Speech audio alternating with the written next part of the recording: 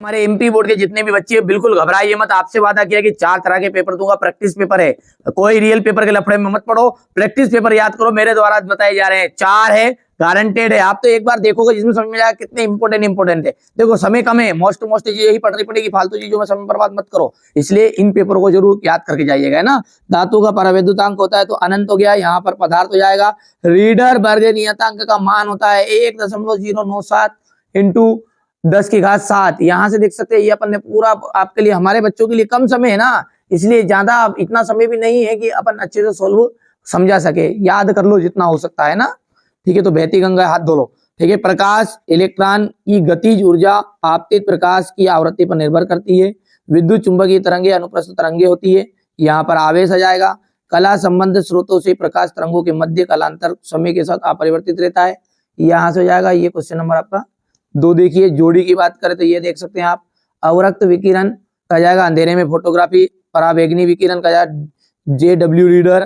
तीसरा जो है विशिष्ट प्रतिरोध का जाएगा आपका रू बटा, यहाँ पर देख लीजिएगा चौथे पांचवें यहाँ पर भर दिया है ना जी। हमारे इंग्लिश मीडियम वाले बच्चों की रही रह गई, ठीक है। अब है आपका एक वाक्य में उत्तर, है ना। एक वाक्य में उत्तर को देखते हैं क्या बोल रहा है। पहला ये, किस बायस में पीएन संधि डायोड का प्रतिरोध बहुत अधिक होता है, ठीक है। पश्य अभिनति में, पश्य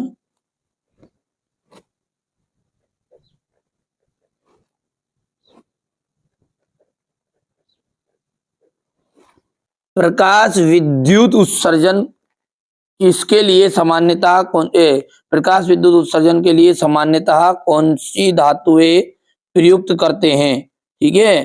तो यहां पर कौन सी धातुएं प्रयुक्त करते हैं, तो क्षारीय धातुएं।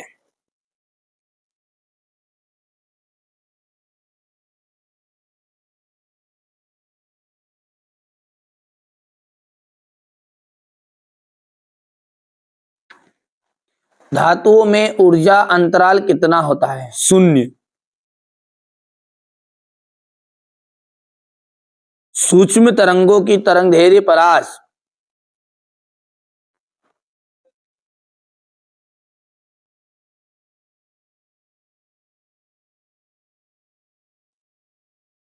एक वस्तु अवतल दर्पण के फोकस दूरी पर रखी है तो उसका प्रतिबिंब कहाँ बनेगा।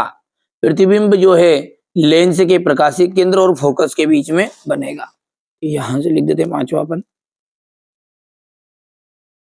प्रतिबिंब लेंस के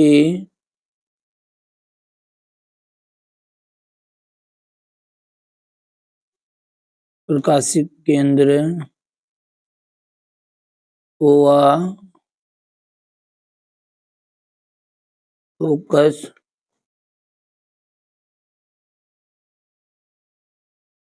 के बीच बनेगा,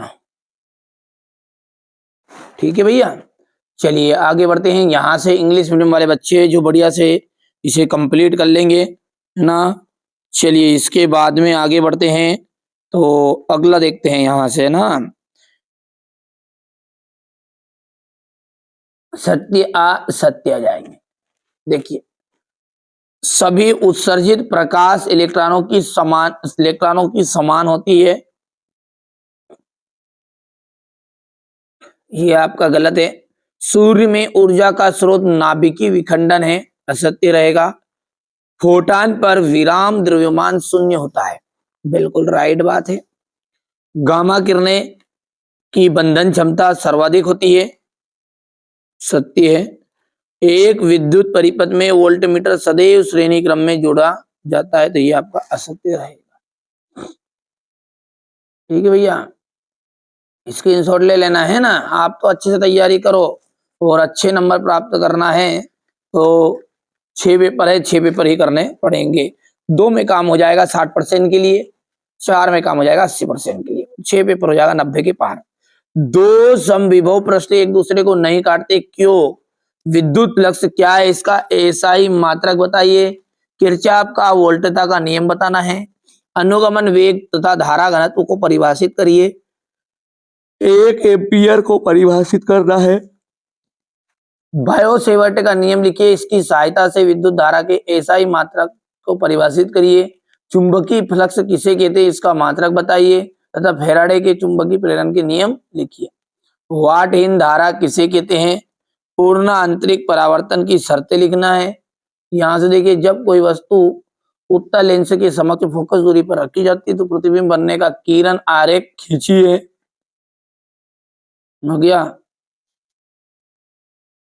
यहां से देखिएगा, है ना, तापायनिक उत्सर्जन से आप क्या समझते हैं, प्रकाश विद्युत प्रभाव क्या है, इसके नियम, बोर के परमाणु मॉडल की कमियां, रदरफोर्ड का परमाणु मॉडल क्या है, किसी विद्युत द्विध्रुव के कारण अक्षीय स्थिति में किसी बिंदु पर विद्युत क्षेत्र की तीव्रता का व्यंजक ज्ञात कीजिए।